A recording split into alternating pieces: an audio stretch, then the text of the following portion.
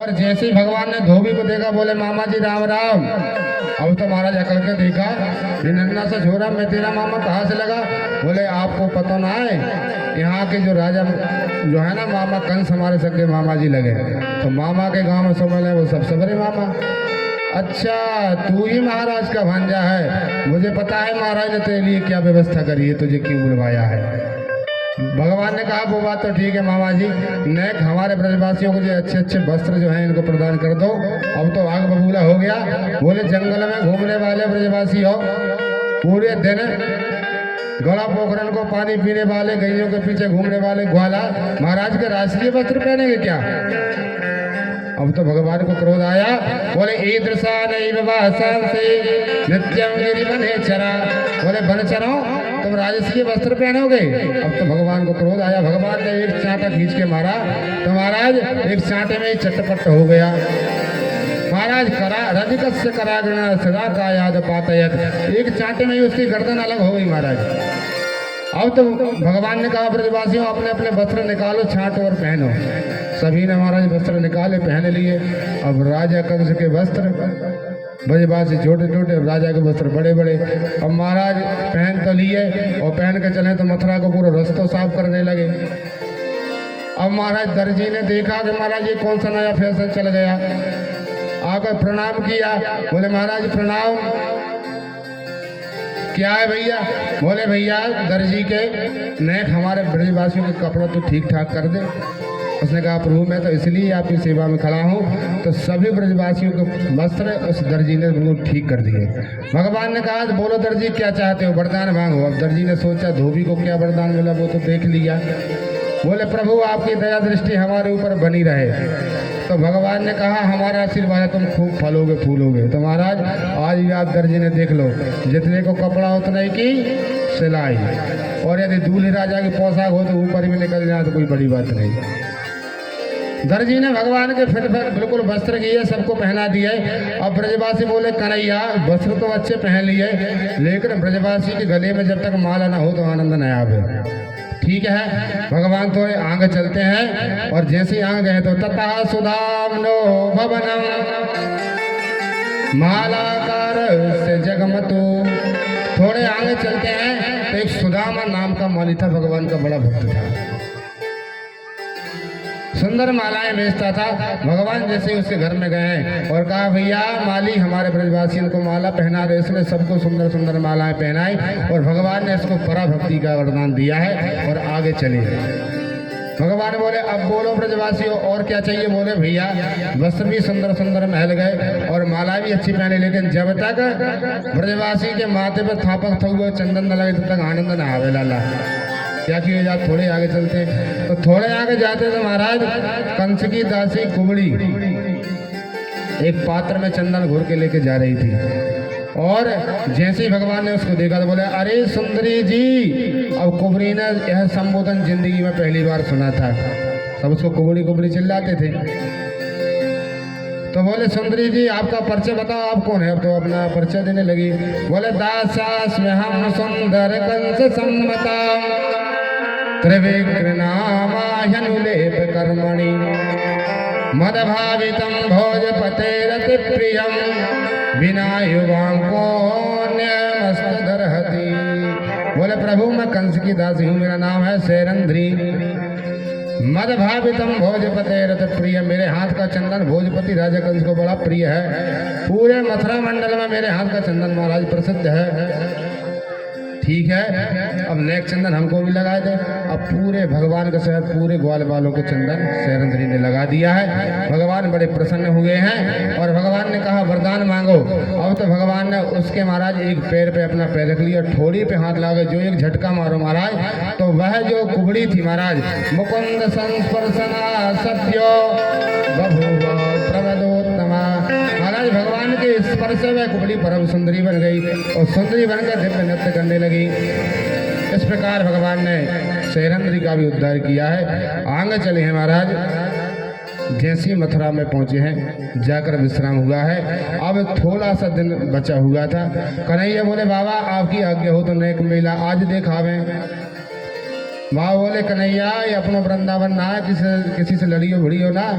बोले नहीं बाबा मैं किसी से लड़ूंगा भिड़ूंगा ना है, दाऊ भैया मेरे साथ जा रहे हैं। अब तो दाऊ भैया के साथ कृष्ण कन्हैया उस मेला को देखने के लिए गए हैं। और महाराज मेला देखते देखते कंस के भवन के पास पहुंच गए हैं। तो वहाँ पर एक बड़ा सुंदर दिव्य धनुष रखा हुआ था, वो महाराज कंस का था।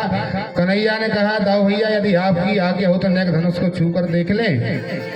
कहा ठीक है। अब जैसे ही सैनिकों से पूछा तो सैनिक हंसने लगे, बोले कल के छोरा महाराज के धनुष को छूने की बात करते हैं। दाऊ भैया बोले कन्हैया जाइए दिखाया दे थोड़ी अपनी ताकत। अब जैसे ही कन्हैया गए हैं और जैसे ही महाराज उस धनुष को अपने हाथ में लिया है तो करेण भामेन सलित मुद्रतम संजम चक्रवान मिसेण पश्यताम। महाराज भगवान ने धनुष को उठाया अपने हाथ से, बाएं हाथ से, और प्रत्यंचा चढ़ाई और धनुष को तोड़ दिया। जैसे ही धनुष टूटा है बहुत बड़ा भयंकर शब्द हुआ है। बस तो अपने कंस अपने सिंहासन से हिलते हिलते गिर गया। अब तो जैसे सैनिकों ने भगवान पे आक्रमण किया, भगवान ने एक टुकड़ा दाऊ भैया को दिया, एक अपने हाथ में लिया और जो पिटाई लगाई सैनिकों की दौड़े दौड़े गए और जाकर कहा महाराज आपका धनुष टूट गया है। अब कंस जान गया कि जिसने धनुष तोड़ दिया हमारी भी गारंटी खत्म, क्योंकि परशुराम जी ने धनुष दिया था कि इसको कोई तोड़ नहीं सकता और जो इसको तोड़ देगा वो तुझे छोड़ नहीं सकता। अब तो डर ही गया। अब तो महाराज भगवान तो लौटकर वापस आ गए।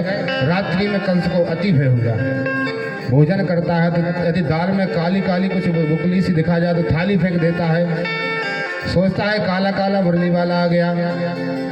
पानी में परछाई को देखकर डर जाता है। अब तो रात्रि में इसको स्वप्न आने लगा है। स्वप्ने प्रेत परिश्रृंगा हरियाणम प्रसादनम। स्वर में इसको महाराज प्रेत दिखने लगते हैं। इसको स्वप्न में दिखता है कि कंस का मुंडन कर दिया है, गधे पे बैठकर दक्षिण दिशा में जा रहा है। नाना प्रकार के इसको स्वप्न आने लगे।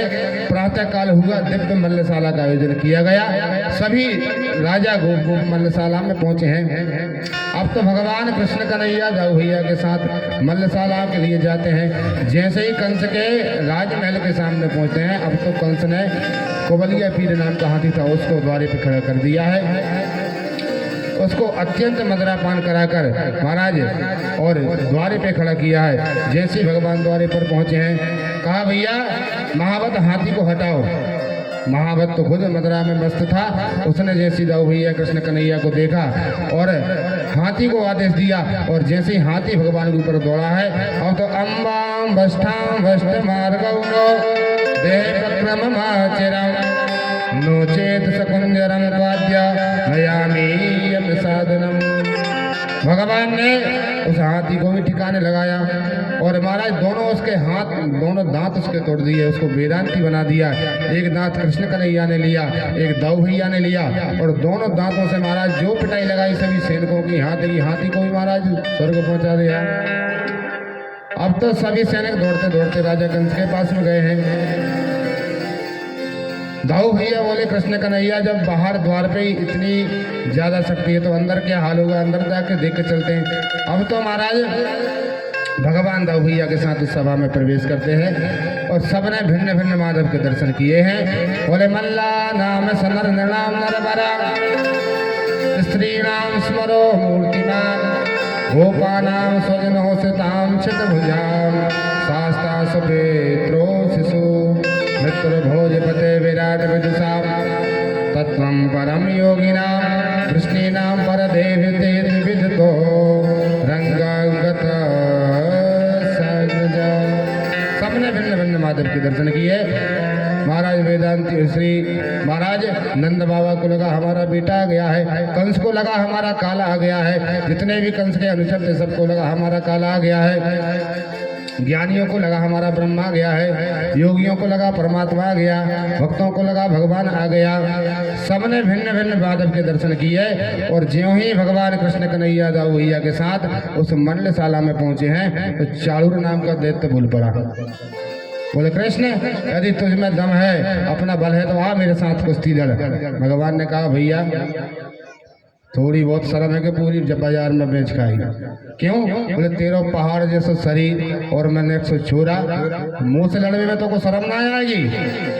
अब तो बोल पड़ा क्यों बातें बनाता है कृष्ण, अरे तूने 10,000 बल वाले हाथी को खेल खेल में मार दिया है। बोले न बालो न किसरस्त्वम बलस्त्वम बलिनाम वरा लीलेभ्यो हते नैवा सहसत्वे दुसत्तमा। बोले उस हाथी को तूने खेल खेल में मार दिया। अब तो सबरे ब्रजवासी बोले कन्हैया तू डर पियो मत, हम तेरे साथ हैं, पूतना वाले हाथ जाइए दिखा डार। कन्हैया बोले भैया बाबा ने मना कर रहा कि ये के लिए हमें से नहीं झगड़ा कर रहा है, अब तुम सब बोल दे तो ठीक है। अब तो भगवान कृष्ण कन्हैया मल्लशाला में कूद पड़े। इसमें महाराज मुष्टिका से नाम का दैत्य था। वो बलदाव जी से बोला तुम क्यों खड़े, तुम आ जाओ मेरे साथ कुश्ती करो। तो बलीन सह मुष्टिका, महाराज बड़ा भयंकर मल्ल युद्ध होने लगा। पंजे से पंजे मिले हैं, हाथ से हाथ मिले हैं, बड़ा भयंकर युद्ध हो रहा है, लेकिन कोई निर्णय नहीं हुआ है। अब तो कंस अपनी सिंहासन पर बैठा है, देखकर इशारा करता है चाणूर को कि मार एक मुक्का खींचकर। अब इसने एक मुक्का खींच के भगवान के छाती में मारा, ऐसे लगा जैसे मतलब वाले हाथी को कोई पुष्प फेंक के मार दे। भगवान ने कहा क्यों रे मुक्केबाजी है रही है का। अब तो भगवान ने कहा देख हमारे एक चांटा। तो भगवान ने जो एक चांटा घुमा के मारा तो एक ही चांटे में चारों कोने चित्ते को रहा चटनी चाट गया चाणूर, एक ही चांटे में चट्टपट्ट हो गया। अब तो महाराज एक मुष्टिका भगवान ने मुष्टिकासुर के ऊपर हनी, मुष्टिकासुर का भी प्राणांत हो गया। अब तो भगवान महाराज छलांग मारकर इंद्र श्री कंस की सिंहासन पर पहुंच गए हैं और जाकर कंस के केसों को पकड़ लिया है और केस पकड़ के हिला के, और भगवान ने किया याद कर तूने मेरी माता के केसों को ऐसे ही पकड़ा था। और भगवान ने उठाकर कंस को पटक दिया और उसके छाती पे बैठ गए और जो एक चांटा खींच के मारा तो रहे सहे कंस के प्राण भी गोविंदाय नमो। बोलो कंस मर्दन भगवान की जय। अब तो कंस के 8 भाई और से गोली कूद कर आए, सबको मार दिया। एक कूट नाम का दैत्य कूद कर आया तो भगवान ने कूट को भी कूट दिया। अब तो महाराज सभी को ठिकाने लगा दिया, सभी हाहाकार मच गई, सभी दैत्य भाग गए। महाराज इस प्रकार भगवान ने कंस का उद्धार किया।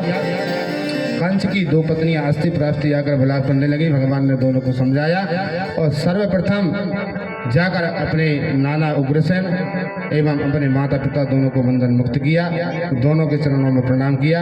और यहाँ पर भगवान ने मुक्तकंठ माता पिता की महिमा को गाया। बोले मातरम पितरम चैवा मोचयत्यात् बंधनात्। बोले मातरम पितरम वृद्धम भार्यां साध्यं सुतं शिशो गुरुं विप्रं प्रपन्नं च कल्पो विप्राक्षवसंवृता। बोले जो पुत्र अपने माता पिता की सेवा नहीं करता वो कंस के ही समान है। देखो पुत्र 3 प्रकार के पुत्र होते हैं, बोलो राधे राधे। एक मित्र पुत्र होता है, एक शत्रु पुत्र होता है, एक उदासीन पुत्र होता है। मित्र पुत्र उसको बोलते हैं आपकी किसी से अच्छी मित्रता है, बहुत समय से आप उसके साथ मित्र हैं और उस मित्र ने उसकी मित्रता पूरी नहीं निभा पाया और अंतिम समय में उसने प्राण छोड़ दिया और तुमको याद कर लिया, तो अंत्य यामति सागति, तो वही अगले जन्म में मित्र आपका पुत्र बनकर आता है।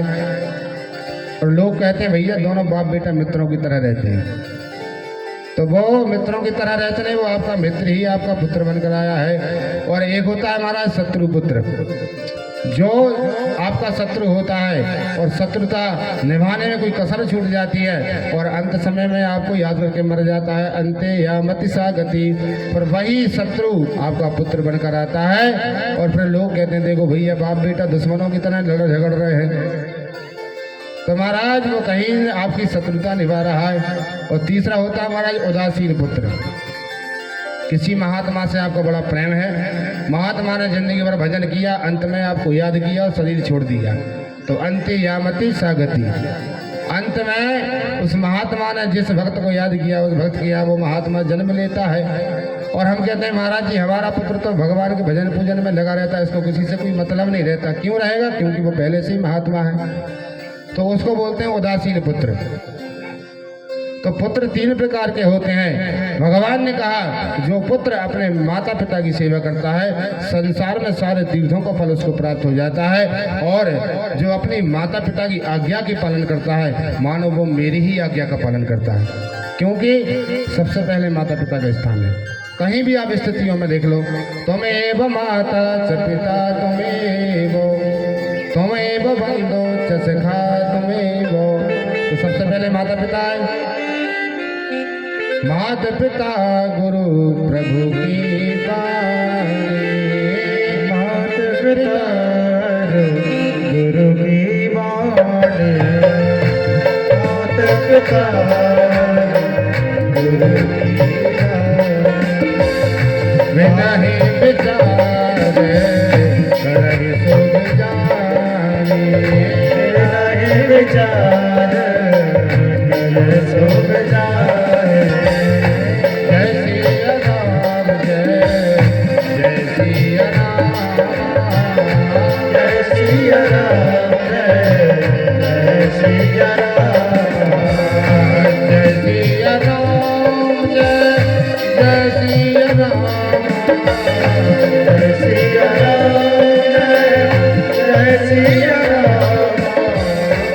जय सिया राम जय सिया राम, जय सिया राम जय सिया राम।